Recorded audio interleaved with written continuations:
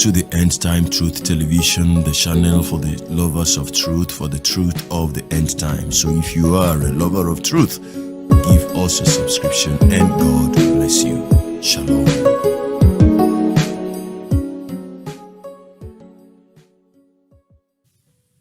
Hello, good morning, good afternoon, good evening from wherever you are listening to me. I bring you greetings in the name of our Lord and Savior, Jesus Christ. Thank you so much. I appreciate all of you, my wonderful viewers. And I want to say thank you again. God bless you. For those of you that have, loved us and loved what we are doing and you appreciate God on our behalf, thank you so much and God bless you. And those that feel that we are not doing enough, those that think we are doing the will of Satan, thank you also at least that you are around and you are engaging with the video. God bless you. But at the end of time will tell if we are doing the right thing or not. So without wasting too much time, I'm just going to play you an audio report of a certain evangelist who was jailed for 1,045 years for various wicked activities against humanity, and most of his victims happen to be women. Now, the problem with a human being actually is the ignorance that comes with being religious. Religiosity is a disease, is a problem. And why I said that religion is a problem is because man invented religion. And that is why the definition of religion is man's way of reaching his God. And there are plurality of gods, as many understand it, though we know that we have only one God. And that is why I am proud of Christianity, because Christianity actually is not man's idea. It is divinity. It is God's way of man reaching him. But religion, in the other path, is man's way of approaching his God, of reaching his God, of getting engaged with his God. But God is not pleased with religion. God is not religious. And so God introduced to us the way through which we can reach him. And that is through his son, Jesus Christ. I'd like you to listen to this audio report and please endeavor to watch to the end. So having listened to that, I'm going to leave it open. I'm going to let you be the judge. I know that certain of you, some persons who are hypocrites here, who have always told us, why do we judge? What do we judge? I will not pray for you if you're a woman that you become a victim of such wickedness that such as the one you have listened to now. I'll just allow it be. God will always be God in the things that he made, over the things that he made. He created us, and so at his own time, he chooses what he does with us. Survivors of brutal Turkish televangelist, Adnan Oktar, who was jailed last month for rape and child abuse, reveal what it was like living in his cult, including one woman who says she was made to have a nose job without anesthetic. Adnan Oktar was jailed in January for 1,045 years in Turkey on a series of charges. The televangelist was found guilty of rape, child abuse, espionage and blackmail. Victims have opened up about the abuse they suffered during their time with him. One woman, Seda Isildar, who stayed 8 years after joining at just 15, revealed Oktar sexually abused her when she was 16 and forced her to have a nose job. Men and women who survived living under the rule of a Turkish televangelist turned cult leader have opened up about the abuse they suffered, often for years, before he was finally arrested. In January, Adnan Oktar was jailed for 1,045 years in Turkey for a series of charges, including rape, child abuse, espionage and blackmail. The 64-year-old denied all of the charges, and is expected to appeal. At the height of his notoriety, the conservative Islamic preacher frequently broadcast his sermons surrounded by scantily clad women. Speaking to the Sunday Times, several of the women who lived with him, whom he called kittens, and some of the men who were under his rule, known as his lions, have now opened up about the terrible abuse he put them through. Adnan, pictured left, was found guilty of a series of charges, including rape, child abuse, espionage and blackmail by a Turkish court in January. He was arrested in 2018, along with dozens of his followers, in police raids on his properties in Istanbul and other cities. As part of an investigation into his group, the televangelist, who uses the pen name Harun Yahya, is also known for a series of books he has authored, promoting creationism against Darwin's theory of evolution.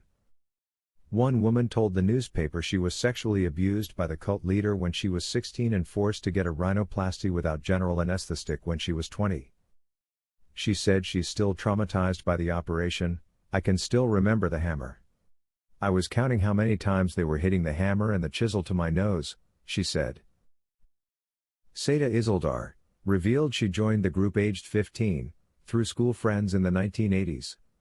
Now 50, she compared the group, which didn't have an official name, to a toxic relationship, explaining those at the top isolated her. She revealed Oktar forced her to marry him when he was in his 30s and she was still a teenager. After 8 years spent with the Evangelist, Selda managed to escape, and moved to Canada, where she still resides. Another woman, Jalen Ozgul, joined the group at the age of 24 in 2006 and became one of the group's most prominent members until she left and raised abuse allegations against Oktar. She described life with the group as a prison and added that nobody in Turkey took Oktar seriously because he liked to surround himself with scantily clad women, but that the abuse his victims were put through was serious. While Islam preaches modesty among women, Oktar argued this was due to a misinterpretation and that women should protect their inner beauty with their looks. He was considered tacky by the Turkish public opinion. Ozgul said that when she was first introduced to Oktar, she liked speaking with him because he was fun and took her seriously. She helped build the group's international reputation and secured speaking engagements for Oktar with prestigious organizations, including University College London. However, as time went by, her actions were increasingly monitored, and her freedom of movement became limited. She said the compound where Oktar's followers stayed was constantly monitored with several cameras. Meanwhile, other members were tasked with luring more women into the group. A man, named Shaheen, told the Sunday Times he became one of the televangelist's followers through friends as a teenager. Encouraged by Oktar, Shaheen began to dress in expensive clothes and to take care of his appearance. His good looks were a bait for female followers. He reveals how he and other lions would hang out in malls or cafes and would strike a conversation with women there, and would give them his number posing as a scout for a modeling agency or a professional looking for a salesperson. This scheme was called the turnstile system and countless women were brought to the cult this way over the years. Shaheen, who claimed he brought 200 women into the cult, said he was brainwashed by Oktar into thinking what he was doing was right.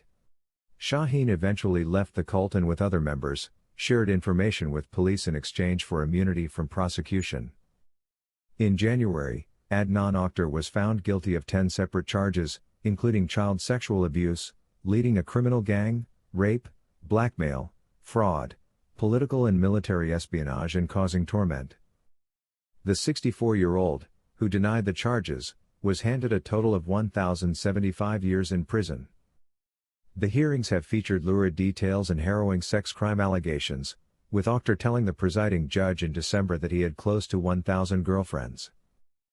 "There is an overflowing of love in my heart for women. Love is a human quality. It is a quality of a Muslim," he said in another hearing in October. He added on another occasion, "I am extraordinarily potent." Oktar first came to public attention in the 1990s, when he was the leader of a sect that was caught up in multiple sex scandals.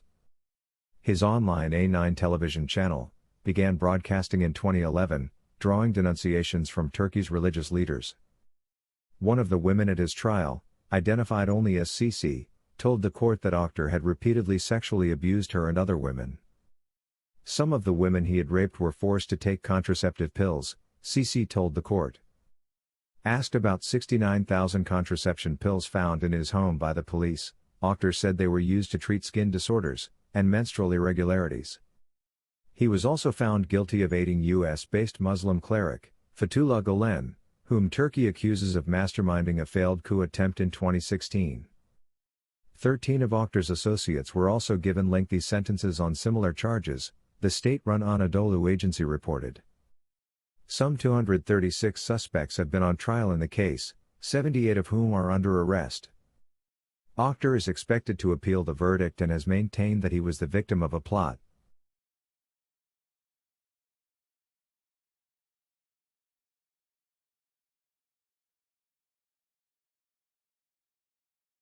Well, and in as much as I am not a male chauvinist, and I never in my life would support women abuse. God forbid, I won't.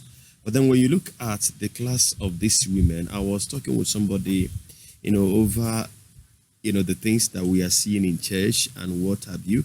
I told her, I said that what we're seeing today is, an offshoot of the corruption that emanated from the Garden of Eden, corruption of lies. Now, human being wants to be free. You see, Eve wanted to be like God. Eve desired to eat the fruit because she wanted freedom. She was tired of submitting herself under a certain deity, under a certain creator, under a certain Lord. So she wanted to be free.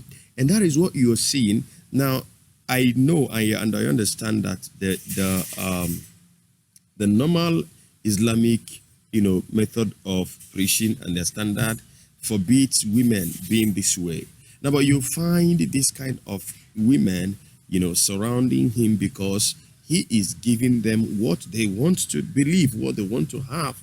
He is giving them a kind of freedom that they think they should have. Meanwhile, I'm not a Muslim, I'm a Christian. All right. And so also it is that even in Christianity, you will find people who will almost stone a preacher that is talking about how decently women should dress. And so in such church, you see, you hardly find people, liking such environment. Now, what they will tell you is that he is a legalist. He is trying to control the people. Whereas decency, cannot be overemphasized. Now, look at a cleric, a televangelist, now that came and, extended his own method of teaching in Islam. And so these women now who are crying out, that they were victimized. They were loving life this way because that was what they craved for. That was the kind of life they wanted to live. And here we are. They don't have it. And now they are complaining. So such is life. Even in Christianity, in Christendom, we've got so many preachers that tells, that have told women, just dress anyhow, open your breasts, expose your laps. God is not concerned about your physical appearance. You just come the way you are. Now, it is okay, come the way you are, come as you are, but must you remain the way you are?